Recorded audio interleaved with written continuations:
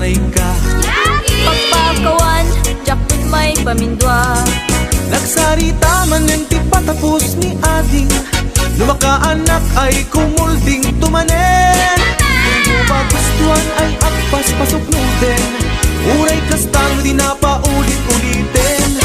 Pinalaki ko ng laysot na pudno, buag sa okas laysot syerto. No di mapagustuhan aging iinundan, napungtod na dakan pagununyan.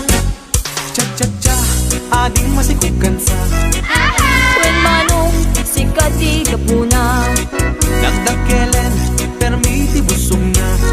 aramid mo, di ka naging kukuna. Apay ading, agpagkapagkang ka. When manong gaputi sakit na, Nagyan to, intun masanay ka. pagpakawan, jakton may pamindwa.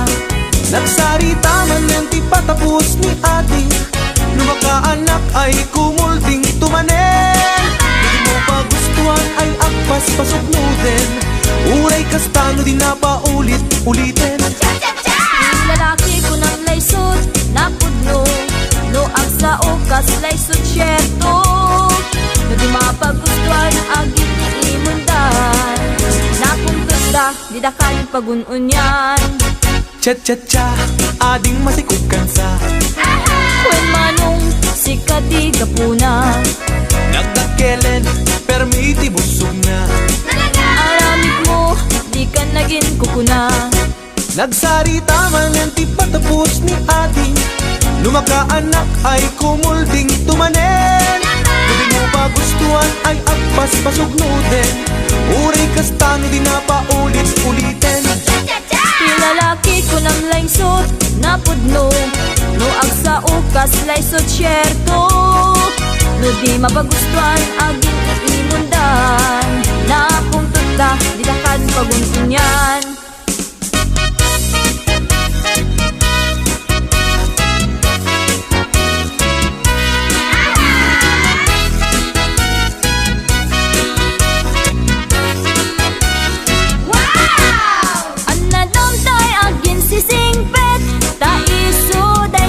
Singpet kite Ay na? Di maun uli di matim-timek ngen pulido nga inget tangsi. Amen. Anadam tay aging babak nang tadi kan tukit mailawlawan.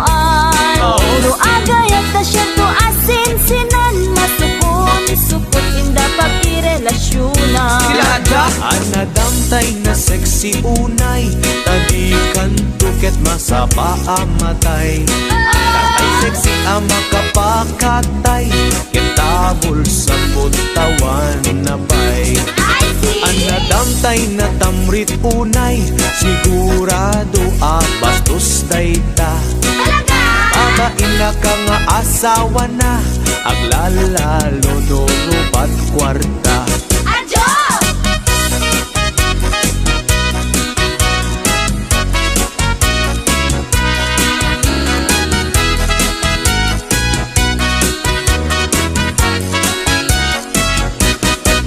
Isap sa pulik, lalaki, uray pobre, uray turgi. Alakagmot? Basta lakit di responsable, di na amot ang babae. Talaga? Isap sa pulik met babae, uray pandak wenno bimutiti. Agdaan na pintas nga ugali, dilakit unay nariri. Isap sa pulik, lalaki, uray pobre, uray turgi. Alakagmot? Basta lakit di responsable, di na amot ang babae. Talaga? Isap sa pulik met babae, uray pandak wenno bimutiti. Agdaan na pintas nga ugali, dilakit unay nariri.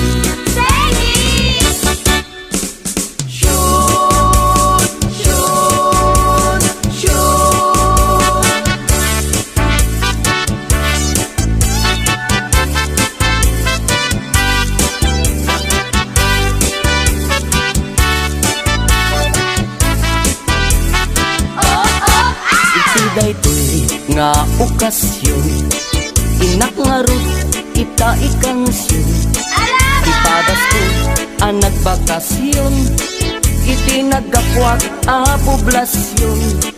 Naranaak may sang okasyon, ti may sang organisasyon. Inikandak ti imbitasyon, tanaangay dakela punsyon. Syon, syon, syon, balasang ti inda inmensyon, ta isukan tay kumansyon.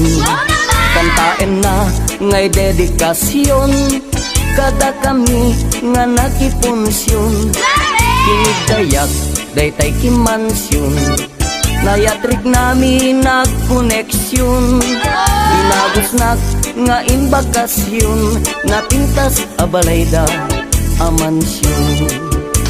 Syon, syon, syon, napintas tunay a lokasyon, nagtateran balay a mansyon.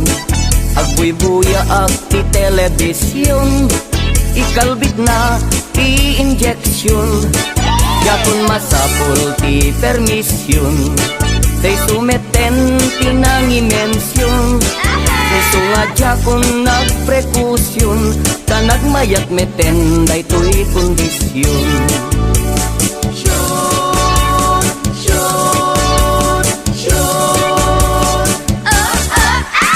Gustuak iti injection, nalanay deri slow motion.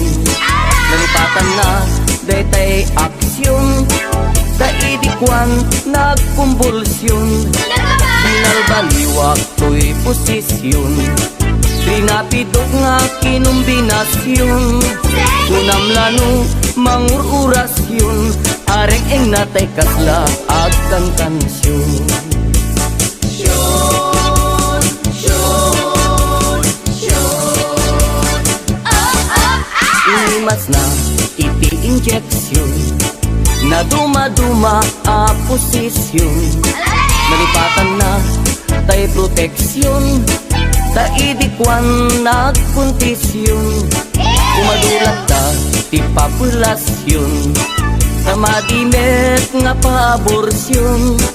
Magustuhan dan tumet injeksyon, lalo tay 69 a posisyon.